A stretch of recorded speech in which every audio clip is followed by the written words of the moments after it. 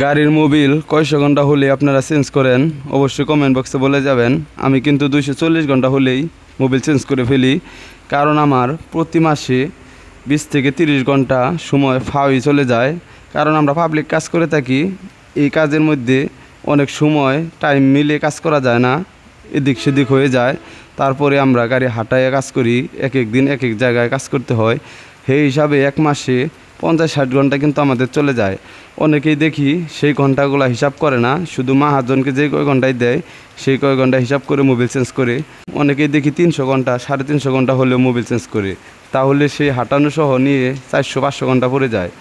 এই ভুলগুলা কেউ করবেন না। যদি আপনার ইঞ্জিন ভালো রাখতে চান তাহলে সর্বোচ্চ 300 ঘন্টার ভিতরেই মোবিল চেঞ্জ করে ফেলবেন, তাহলে আপনার ইঞ্জিন সবসময় ভালো থাকবে। একটা জিনিস খেয়াল করবেন, যে জিনিসের ডেট আছে সেই জিনিস খাইলে কিন্তু কোনো ক্ষতি হয় না, আর যে জিনিসের ডেট নাই সেই জিনিস যদি আপনি খান তাহলে কিন্তু আপনার পেটে অনেক সমস্যা হবে।